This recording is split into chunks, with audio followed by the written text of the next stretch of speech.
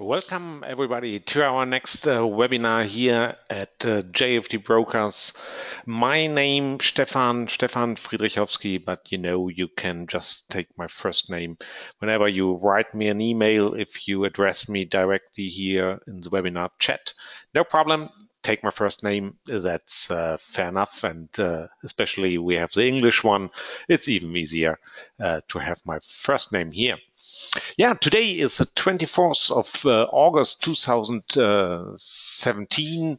That's just for the records here. So, we do recordings of those webinars, and you can always find the recordings of this kind of webinars on the YouTube channel of JFD. How to find it? Simply go to Google, press YouTube JFD, and then you are directly linked to the YouTube channel of JFD. You can find those webinars as well as those from my colleagues.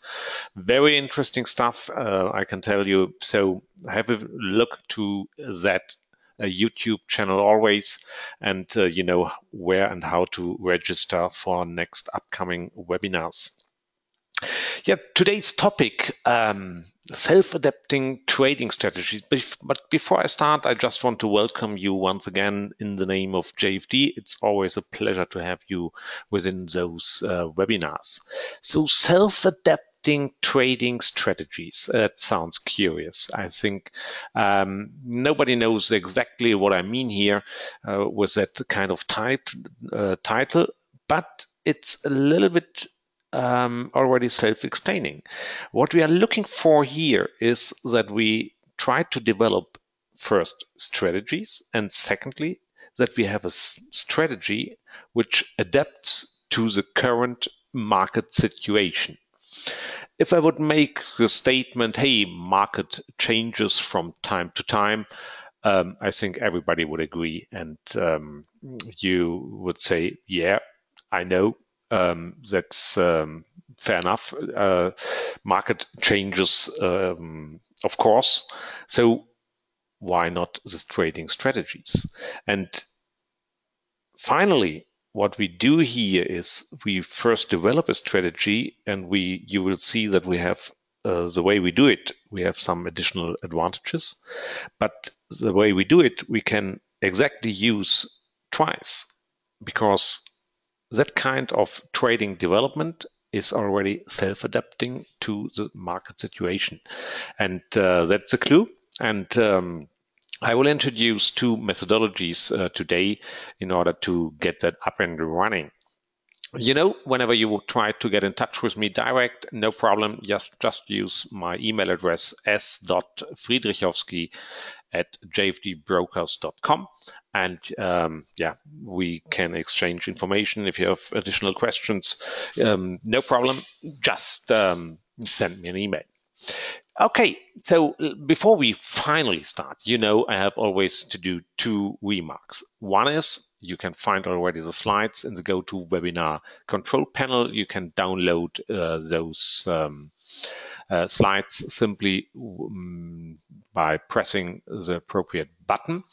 And the other, I have always to make that kind of remark, the so-called risk disclaimer that, hey, we talk here about trading strategies, but finally, when it comes to trading, you do it always on your own. And but I think that's self-explaining, and you know exactly what I mean. So, but that's mentioned. So let's simply get started. What are the real topics of today? First, since I want to go further with the breakout strategies we have had in our last webinars 2 weeks ago, I do a short recap of that webinar that that everybody is up to speed exactly with that kind of topic, because later that will be the example for having a self-adapting trading strategies and for the methodology I introduced here today. So that will be a short recap, so don't worry, it's only a couple of minutes that we have 1 or 2 slides from the last webinar.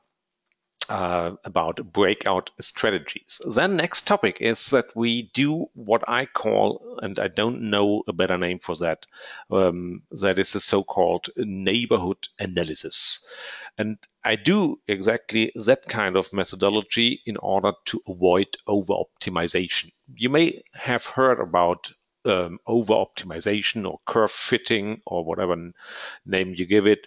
That has something to do with optimization in general. So we may find specific solutions for best equities, and I always do quite self-explaining example like, hey, you have a trading strategy with an EMA and you find out you get the best equity with 148 being the EMA period. What do you think if that strategy would break down, would be a ruin if you change that EMA value from 158 to 159? You would immediately say, I don't trade it. And that's exactly right. And that is meant with neighborhood analysis in the parameter space, because what we are looking for is that we investigate how the strategy develops if we change slightly our descriptive parameters for that strategy.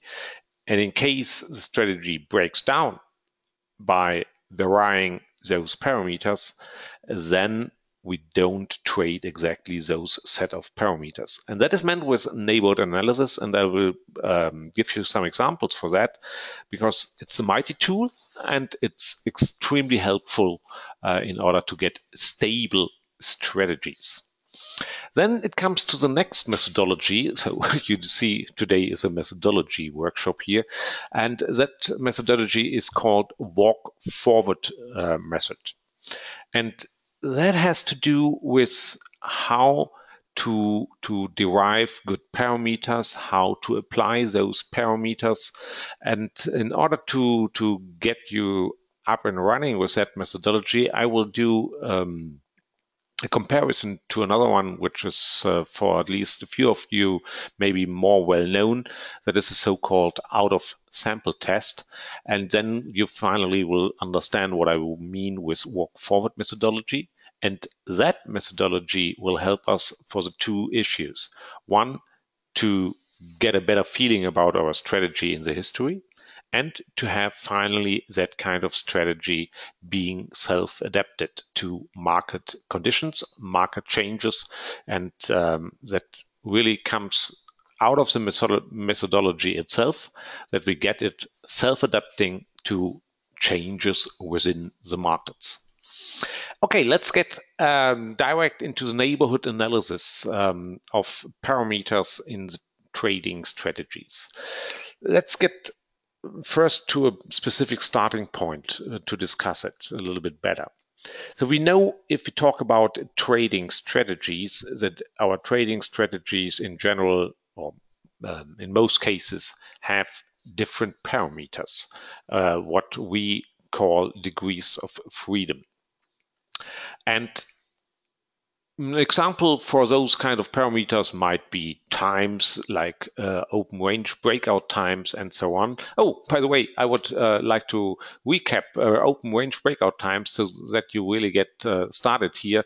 Sorry, I mentioned it, but I didn't realize that I still have to do it. No problem. Thanks for the remark here. So it's really simple. So an open range breakout strategy normally starts with two vertical lines, or with 2 points in time during the day. In this case, I have a vertical line at 0 o'clock or midnight, and then another vertical line at 8 o'clock. And what I do is, after drawing those two vertical lines here, I wait until 8 o'clock. So we have now 8 o'clock in the morning, and then I can draw two additional lines, two horizontal lines. One would be here, which is now in red here. That would be the highest point within that price range during my two time frames here. And then I draw another horizontal line, and exactly at the minimum. So the low end of that price range, which is finally that last candle here, and the minimum is indeed here where my cursor is right now. Yeah, and then we have a range, and that range is now well described. We have an upper limit and a lower limit of that range, and we can do it exactly at 8 o'clock when we know the maximum and the minimum within that time range. What we now do is we place two orders, one buy stop order at the upper limit and one sell stop order at the lower limit here at that point here. So we have now two pending orders, both stop orders, buy stop and sell stop, and now we simply wait. In case one of those two orders is triggered, then we cancel the other one, which means we have an order situation which is called OCO, one cancels the other. So when the short order is triggered, let's assume it has been here with that candle, we delete the buy stop order, and now we are short in the market, expecting that if a breakout occurs, that breakout will follow exactly in that direction. So here in my example, of course, to the south. Now we have at least to think about, hey, what about stop loss and take profit? Okay, let's first start with stop loss. Stop loss is easy. We always place our orders in a way that our stop loss is exactly on the opposite side, meaning our original sell stop order, which has placed on that horizontal line, the stop loss for that order has been the red line here, so the upper limit. And originally the buy stop order here has a stop loss exactly at the lower limit. So the stop loss itself is not a degree of freedom because it's well described within the logic of the strategy itself. So therefore, we don't have to think further about the stop loss. Stop loss is given. But take profit. Yeah, take profit is a degree of freedom. And in my case, I simply use a risk-reward ratio of 1. And that risk-reward ratio of 1 exactly leads to a take profit here to that green line here on the lower end. So that is a degree of freedom because, of course, I could go for a risk-reward ratio of 2. So the green line would move further down the road here, or even 3, or whatever number you take. So in my case, after a couple of hours, my take profit has been reached about 1 o'clock, and perfect trade. But as always, that is just a description of the strategy. You know that will not always be that smooth. Not all trades are winner trades, of course not. But in the majority, we will have an edge by applying that kind of strategy. But the question is, what times should I use? This has just been an example, like midnight to 8 o'clock. What about 1 o'clock to 9 o'clock, or maybe 6 o'clock to 10 o'clock? Or what about other risk-reward ratios? So that are the degrees of freedom. We don't know exactly when we start, but we can check for best equities by varying all combinations of those parameters. Up to now, we have 3 degrees of freedom, 3 parameters: starting time, end time of the range, and finally the take profit multiplier, or better to say risk reward ratio. There might be other degrees of freedom additionally, or call it options for further improvement. And maybe you use an EMA as a trend filter, so you only place the order in one specific direction, in, for example, in the main direction of that price, of that underlying. Or you might use other filters as well. And what I mention here directly, because that is the one I will use later. That is a minimum range size. I introduced that 2 weeks ago, that we may think, hey, if that range is too small, then it might not be good to trade at all, because just some wiggling around, some noise in the prices would hit already our stop loss if that range is too small. So maybe that is a good thing to take into account as well. And that would be a minimum range size. And that is what I will use later. So that's just for the introduction of open range breakout strategies. So, we need the times, starting time, end time, take profit multiplier, and finally that minimum range size, for example. But now let's jump back into the neighborhood analysis, which I started here a little bit already. So starting point is exactly what we discussed in the last couple of minutes, that we have a couple of degrees of freedom here, and those might be those times, like starting time, end time of our range, or you may, for other strategies, you may have a stop loss value, maybe in percent, or maybe as a multiple of ATR, whatever. Then you have parameters like risk-reward ratios of your trade, or in our case here, the take profit multiplier of the range, or like EMA periods, you name it. So we have a couple of degrees of freedom. And what we typically do when we try to develop a trading strategy, that we try to find the best set of parameters for the best equity. And best equity is sometimes a little bit misleading because it's not directly known what we call best equity. It's normally not just highest profit, because we have to take into account drawdowns, linearity of our equity curve as well.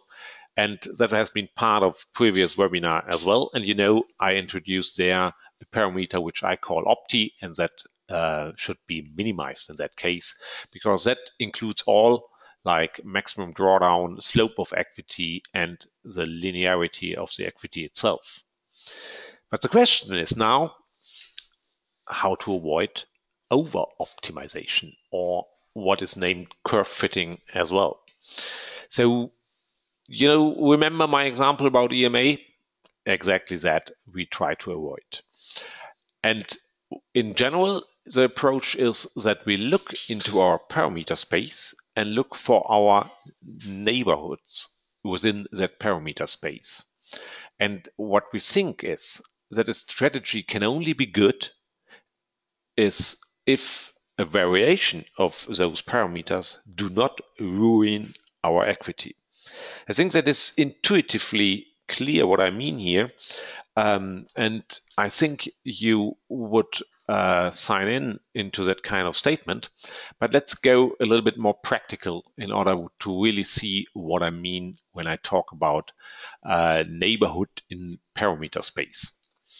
What I have done here within that Excel sheet is just something to illustrate the methodology. And in this case, I only have 1 degree of freedom. And in this case, I have used a stop loss value, stop loss in percent. Think about a trade in DAX or whatever. So, and that is a parameter for that kind of strategy. And in order to make it extremely simple, I don't use here the so-called OPTI. I just look for the profit. And you see a couple of numbers here. So think about behind every number is a complete equity curve. But finally, the profit has been like for 0.1% stop loss, minus 1,000 euro. Okay, 0.2%, minus 950, and so on and so forth. And what I have done here now is simply I plotted my profit against my descriptive parameter of that strategy, namely the stop loss value in percent, and I get exactly that graph.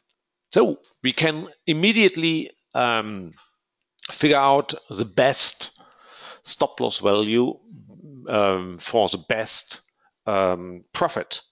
And it would be exactly that point here. So it would be 0.8% would be the stop loss value with the best equity. Question mark. You see already directly what I mean. That might be over optimization. That is the highest value. Mathematically, that's absolutely correct.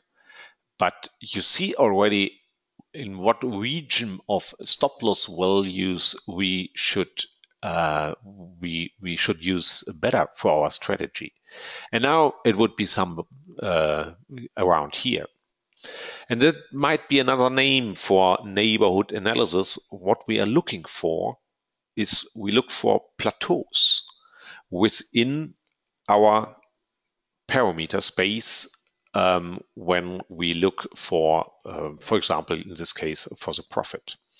So around here would be much better than going for the best at all, because a variation here does not ruin our strategy. You see what happens here? If we just go a little bit to the right or to the left, immediately our equity, our profit drops down dramatically. So, and that is already an indication that this would be over curve fitting. In order to do that step mathematically, it's simply doing something like this. We go for one neighbor, and what I do here is really exactly what I do during strategy development. I take the average of those three numbers and assign that average once again to that 0.2% stop loss value. Doing this, and now going down here, adding 2 zeros because then it's easier to plot this quite fast. And now I can plot this graph once again. Profitability versus our descriptive parameter, in this case, stop loss value. And you see immediately what happens. Our originally highest point at 0.8% stop loss value is already not anymore the highest value. Now you see even better than that region would be more suitable to be traded. And it becomes even more clear if we do that kind of step once again with two neighbors. And the logic is exactly the same as before. Now we go for 2 to the right and 2 to the left. And then we have finally the average of 5 numbers. And we can once again take that, add some zeros at the borders, and now we can plot it once again. And then we have the situation with two neighbors. And the picture becomes even more clear now that we definitely should not use the value 0.8 for our strategy for being the best stop loss value. No, it's something different. It would be exactly here, that value, and we would go for 1.8. And you see, that's the way neighborhood analysis is being done. In this case, it can be done visually as well, because I can simply plot with one parameter. I can plot it as a two-dimensional graph here. If I would have two descriptive parameters of my strategy, for example, stop loss and risk-reward ratio, I could plot it once again, and it would be a three-dimensional plot, and still everything would be visible. You see my problem? Next step, in a three-dimensional parameter space, I cannot plot it anymore in order to visualize that. But the methodology of looking for the neighbors is still valid and is still absolutely the same, but now it's in a 3 or 4 dimensional space. So it's straightforward. It sounds crazy, but mathematically it's exactly the same than doing that kind of job here in one dimension. Just going for the left and the right. Think about we would go up and down, left and right, and now three-dimensional, even up and down in the next dimension, and so on and so forth. But that's the way we can investigate our neighborhood, and we can avoid over optimization because we look for those plateaus. Those plateaus are the regions of our interest. Here, the strategy is stable against variation of parameters. And that is something which is intuitively a good thing for trading strategies. Remember always my example, EMA 158, EMA 159, and strategy breaks down. I would not go for 158. Let's look for other situations within our parameter space. We will find better points with more neighbors which are still stable, and we will exactly find those plateaus. So that's neighborhood analysis, which is an important methodology to avoid overfitting. But now let's go for the next step. Because I mentioned I want to introduce today two methodologies. So that was the point about neighborhood analysis, which shows us how to avoid curve fitting. And that's the way how we identify the best set of parameters in the context of neighbors and in the context of not really looking for the highest profit, but looking for the best value of opti. So, but that's not all. We still want to go for self-adapting trading strategies. We are not done already. But let me try to explain that methodology by another methodology. It sounds crazy to explain one thing which is maybe unknown with another thing which is maybe unknown as well, but it helps. So, similar method is the so-called out-of-sample test. You may have heard about that as well. Let's go for an example of a completely different subject, but it's especially in our days something of real interest. The police likes it, and security, intelligence, they like it as well. So think about we have 1,000 pictures of persons, and we know to each of those pictures the name of that specific person. So there might be 10 pictures from Stefan, 20 pictures from Juan, and so on and so forth. So, but to all the pictures, we know the person. And that is now our learning set completely. But what we try is we have an algorithm, and we want to check that algorithm, whether that is suitable, whether that is good or not. How to do that? It's quite simple. So we divide our complete set of pictures, the 1,000, in two stacks. We take randomly 700 pictures, and with those 700 pictures, we feed our algorithm in order to be trained. That algorithm learns how to identify the name to a certain picture. So those 700 pictures would be our learning set.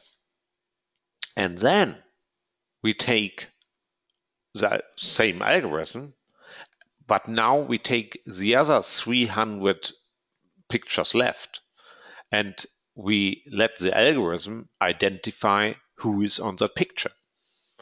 Since we know it, we can check the quality of that algorithm simply by hit rate. Hit rate, it's already close to trading. So we are back in the race again, back to our subject. But that's the way how you can check your algorithms, by that out of sample test. You train with some data and you apply it to other data, and then you look whether that has been a good algorithm, yes or no. In principle, it sounds quite familiar to what we do with trading. But there's a but. We don't have pictures. You may think about patterns. Yes, that's correct. But we don't have random pictures or just a selection of patterns. No, what we have within our stock prices or currency prices is a so-called time series. So there's an order. There's an order within all those candles, and that order is simply the time. So one candle follows the other, and every candle has a timestamp. So it's a sorted pattern already in itself, and that's simply called a time series. And for time series, that out of sample test is not the best what you can do, because later when we think about market changes, why to go for a test sample out of 2001 and thinking that whatever we learned about that might be useful in 2017 as well, or still. So we should still look that we have a time series. So don't go too far in the history, too far in the past. And here the method of choice is the so-called walk forward methodology. And how that looks is best presented within that picture. Now we are back to stock prices, or in this case, currency prices as well. And what you see here is a very long period in total. That period covers 7 years, and originally it's a weekly chart. Still, I want to talk about my open range breakout strategy, but it's only in order to introduce the methodology. So we will have real trades within the chart, no horizontal lines like in the previous one. But now it goes for how to establish a simple method. And you see already I have here some boxes. And let's go to the starting point here. What we do now is we go for that green box. That is our training box. Think about that green box covers about 1 year of price data. Finally, it would be H1 data, so that we can define that open range breakout strategy as in the previous chart.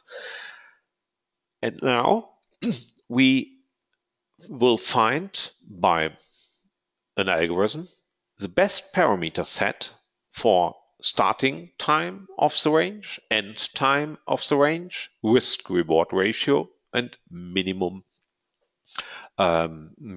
range size. So by brute force analysis, we will find the best parameter set in the context of neighborhood analysis, and then we have a fixed set. We know that is the best equity we can get within the green box with that specific set of parameters. But now the new point comes. That set of parameters is now applied in the future.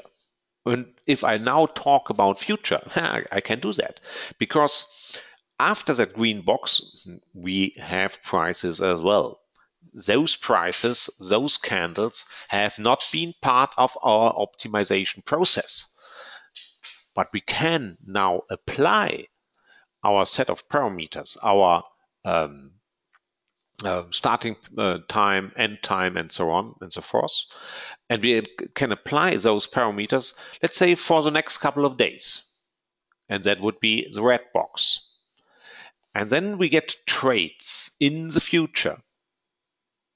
And then we will build up a list with those trades. Those trades should be our final, let's call it back testing equity. But it's not a real back test, because from the point of optimization, it's the future. And you see already, hey, that's exactly what we want to do later, meaning today.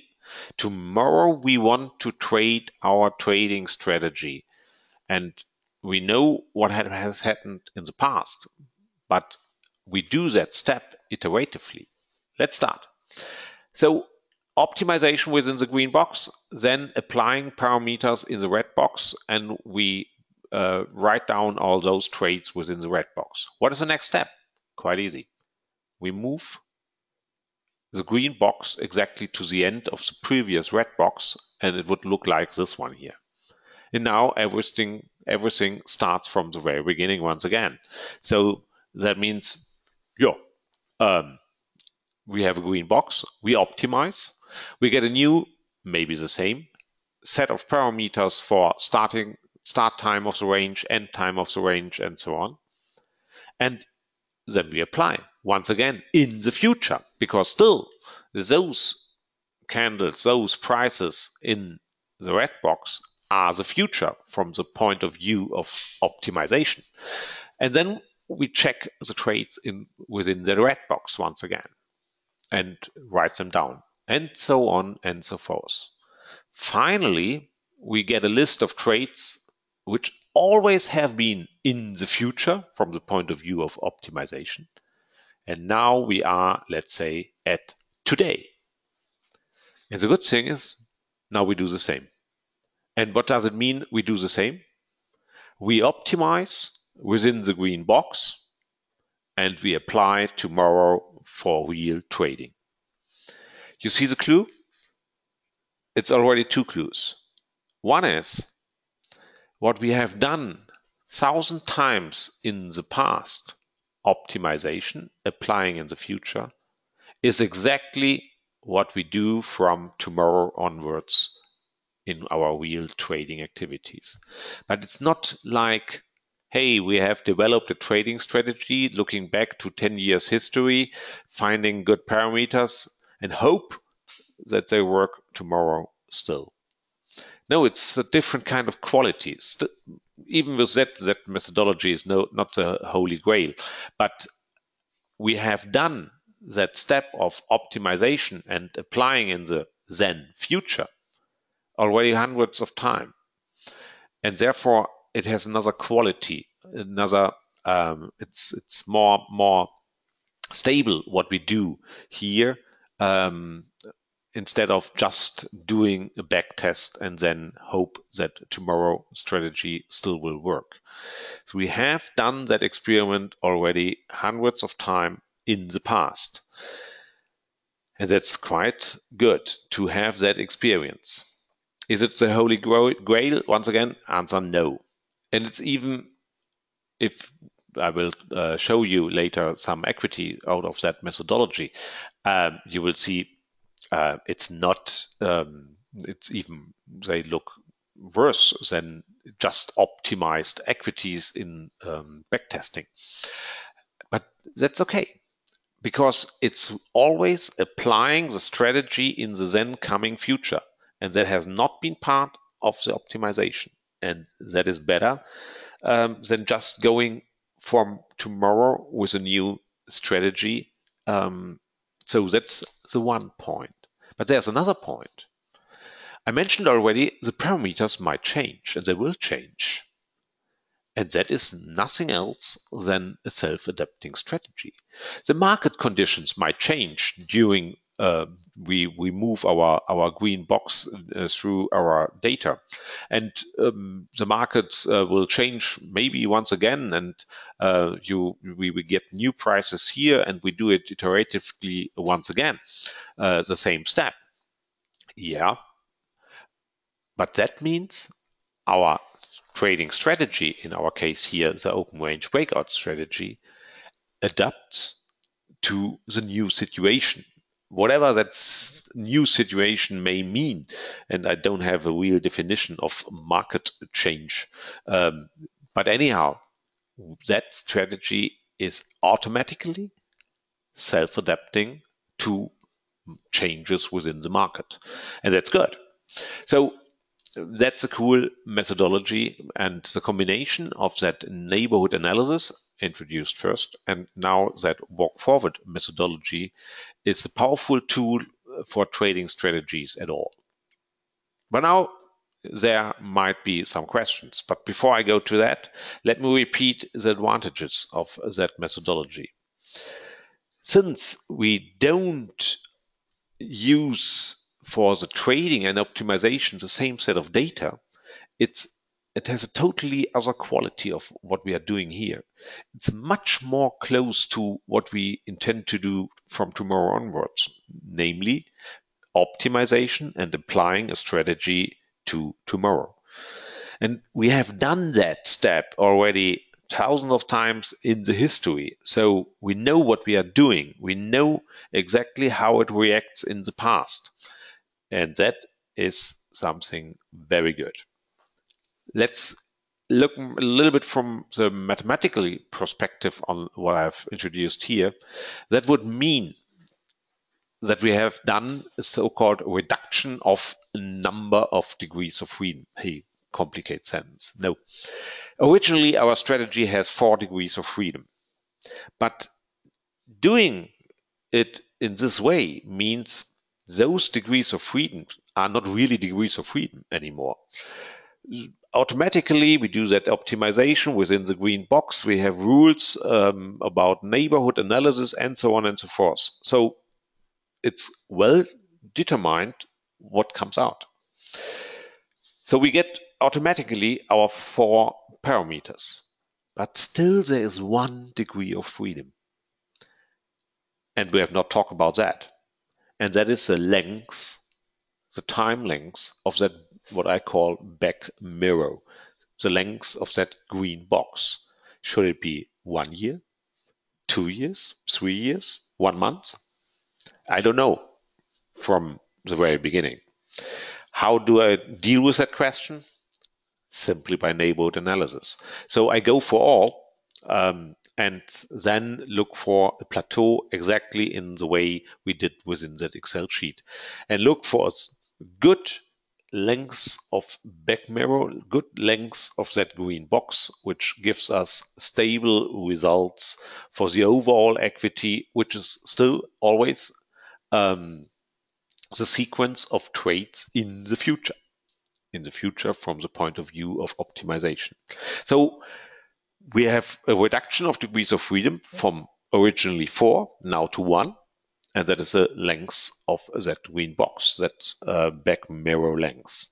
So I would love to get rid of that final degree of freedom as well, but I don't have a methodology for that. So I live with that, but it's finally only 1 degree of freedom. There are disadvantages of that methodology. It's the computer time consumption of that is quite huge. So you have to do a lot of calculations.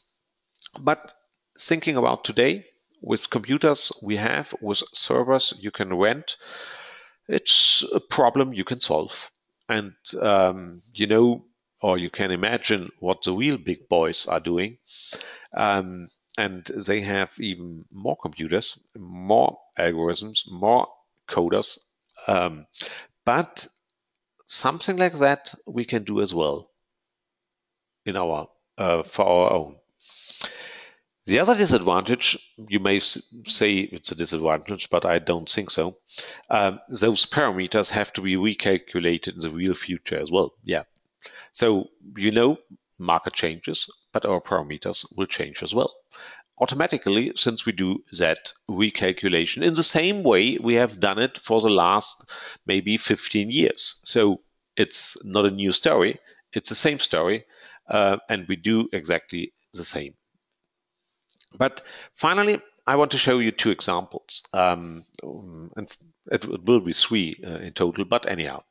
So we will look to the performance of an open range breakout strategy, which runs on 8 underlyings, 6 forex, 6 times forex, then gold and oil. So that is the way I we have realized that kind of strategy. Let's look to the performance of that strategy in 2 ways. One, in the live performance of a few months, and then that back testing performance. But now back testing is not the right wording anymore, because it's the trades or the equity you see there is already the future trades always, but you see that. So don't be irritated if that does not look like a straight line anymore. And then to the other question, hey, what about those parameters? How do they change? How often do they change if you do exactly that kind of methodology? It's an interesting question as well. Um, and so we have to look into that as well. So, but first, let's go for a trading strategy, which is now shown here. And what you see here is the equity of those 8 traded underlyings, being a combined equity, all the trades of the different underlyings. So it will be, for example, here you see euro, British pound, US dollar, Japanese yen, and so on. So a couple of underlyings. And finally, during the last 10 years, that is the equity. But it's a different quality of equity. It's not the equity here. You may think, hey, that doesn't look that amazing good. But remember, it's always the trades in the future. So it's not an optimized backtest result like a lot of people are showing around. No, it's that walk forward backtesting. And the trades which are listed here are the trades in the future always. And then story as always. We have drawdowns, we have flat areas within such an equity, but still it's a good equity. We have always to keep in mind how it really looks, and we know that we might have drawdowns of a year. And honestly, actually, with that trading strategy, I am indeed in a drawdown phase. Since I'm always open to everything I show here. So that strategy runs now for 4 months and has a minus of about 240 euros. It's not huge, but it's a minus. But it's okay. I know even drawdowns of 4 months is okay for trading strategies. And by the way, the strategy has been already in the plus as well. So there was about 150 euro plus in the meantime. But now it's a drawdown phase. But you see still here, just to be concrete, we have open trades for today. We have a long trade on Australian dollar, Japanese yen, which is currently in plus, and we have a short trade on Brent, which is currently a winning trade.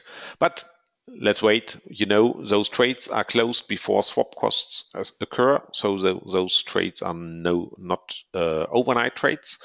They will be closed already at 10 German time. And then next day starts with new trades.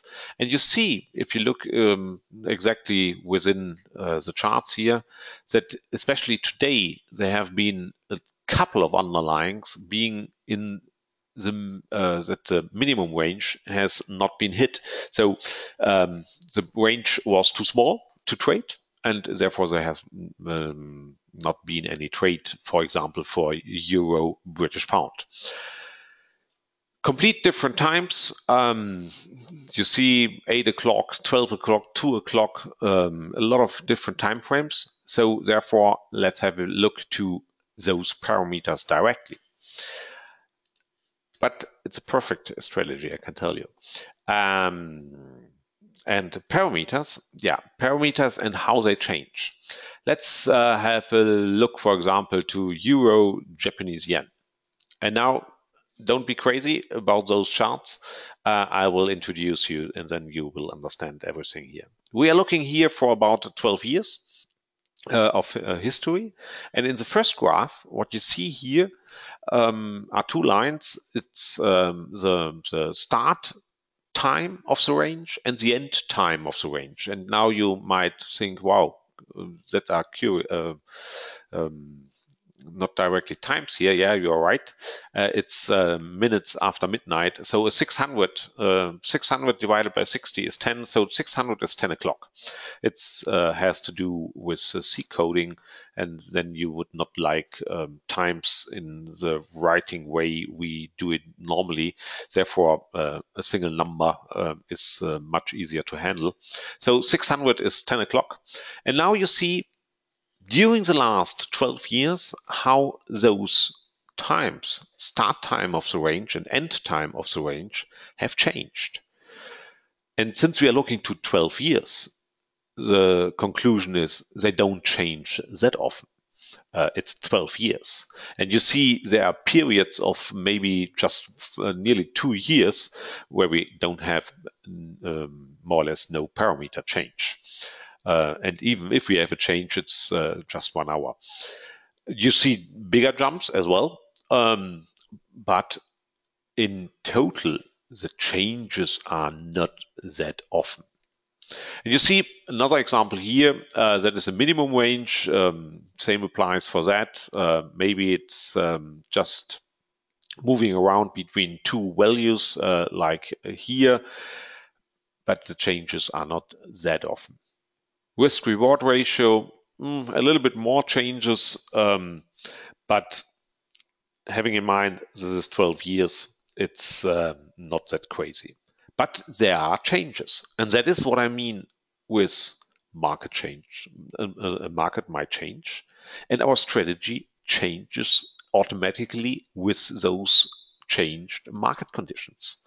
Let's have another example, and that I only show that is now Euro Australian dollar, that you see for such an underlying which has the Australian dollar involved, you get other times.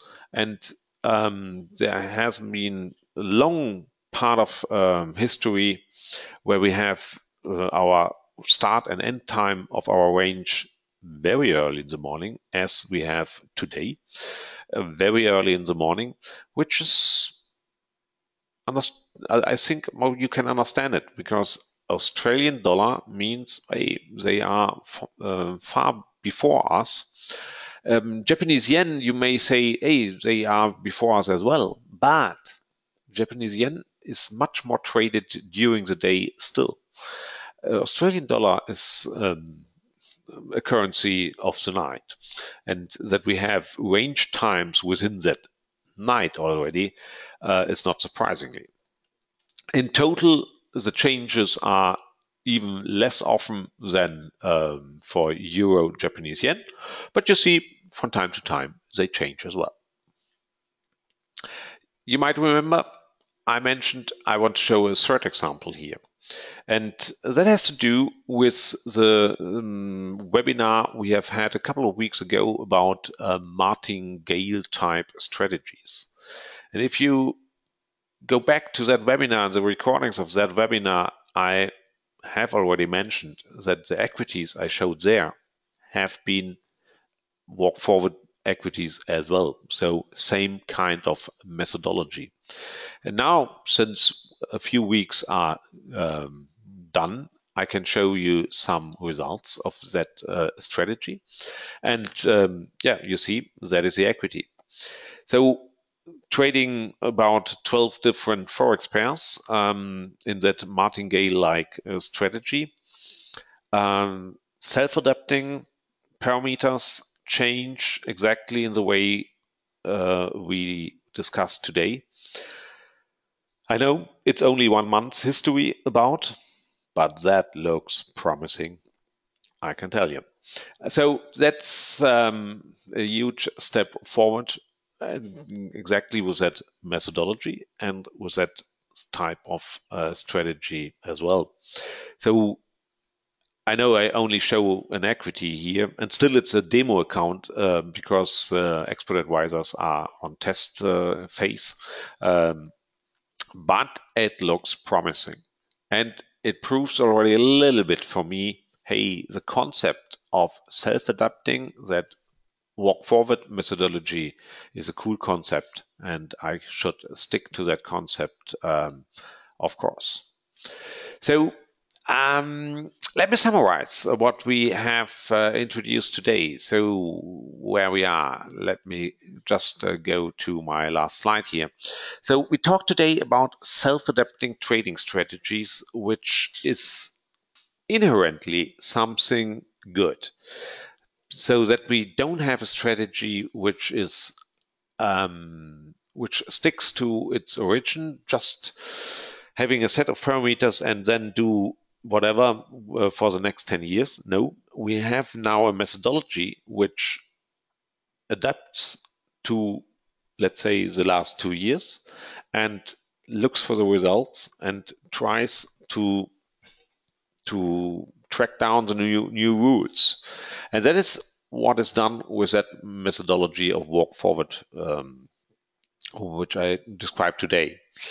We use within that methodology the neighborhood analysis in order to avoid over optimization in general, which is a cool method as well, even without walk forward, in just to avoid over optimization by looking to the neighbors within the parameter space, and that gives more stable situations. And finally, if you apply that walk forward methodology, you have what I call a better feeling, and a better confident of what you are doing tomorrow. Because out of that methodology, what you have done there hundreds of times, namely optimization, and then apply those results to the future, you have done it hundreds of times. And that is exactly what we do when we trade tomorrow. But we have done this step, and that is a cool thing. So it's a cool concept, and I hope you enjoyed being part of that story here today, that you have 2 new tools within your toolbox. One, neighborhood analysis, the other one, walk forward methodology, in order to get good trading results. And as you have seen, I showed one example which is in the minus right now, and one example which is extremely good in the plus right now. It's not the holy grail, but it helps to get more stable situations and a little bit more predictable. But is there a guarantee that it works tomorrow? Of course, simple answer, no. There are no guarantees within trading, and that's something we have to encounter always when we go for trading. So that's for today. There will be new webinars next month. They will be announced shortly. You know where and how to register to those, and have look to the YouTube channel of JFD in general. There are my colleagues with other webinars or other topics, very good explained. I know that, so I can only recommend to have a look there. A couple of them are in English as well. Especially Jens is doing a lot of English webinars during the day already. So it's quite a cool thing. So maybe you visit Jens with his webinars in the future. Okay, that's for today. Very nice to have you within that webinars, and see you again in a couple of days. Have a good time. Bye-bye.